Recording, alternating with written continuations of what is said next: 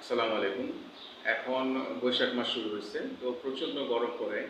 এই গরমের সময় আমার অনেক পেশেন্ট বা অনেক পরিচিতজন আমাকে একটা প্রশ্ন করে, সেটা হচ্ছে যে আমাদের প্রস্রাবের পরিমাণ কম হয়, হ্যাঁ? তো এটা একটা স্বাভাবিক বিষয়। যারা গরমে কাজ করে, কর্মজীবী লোক যারা, আর যারা লেবার তাদের তো কথাই নেই। গরমের সময় শরীর থেকে এমন পরিমাণ ঘাম পড়ে, যেই ঘাম পড়ার কারণে তাদের প্রস্রাবের বেগটা কমে যায় এবং প্রস্রাব কম তৈরি হয়। কারণ প্রস্রাব কীভাবে তৈরি হবে? এই বেশিরভাগ ফ্লুইড যেগুলো থাকে পানি শরীর থেকে তা তো ঘামের মাধ্যমে বের হয়ে যায়।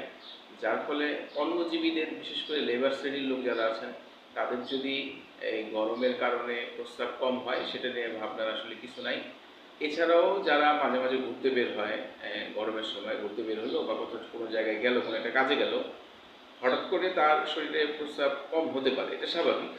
ঘামছে, ঘামের মাধ্যমে শরীর থেকে পানি বের হয়েছে, দ্যাটস ওয়াই প্রস্রাব কম তৈরি হয়েছে। এছাড়া যদি কোনো পেশেন্টের বা কোনো ব্যক্তির যদি প্রস্রাবে জ্বালাপোড়া থাকে, প্রস্রাব ইনফেকশন থাকে, হ্যাঁ, সেটা যে কোনো কারণ হতে পারে, কিডনির সমস্যাজনিত কারণ হতে পারে, হ্যাঁ, তারপর হচ্ছে গিয়ে আপনার পাথরজনিত কারণ হতে পারে বা অন্যান্য কারণ হতে পারে।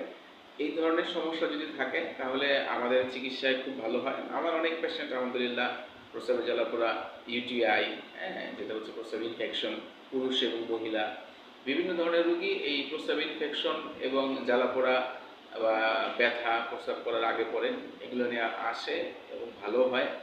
কাজেই আপনারা আপনাদের যদি এই ধরনের সমস্যা থাকে আসতে পারেন বা যোগাযোগ করতে পারেন।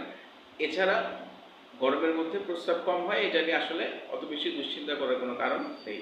সবাই ভালো থাকবেন, সুস্থ থাকবেন। আসসালামু আলাইকুম।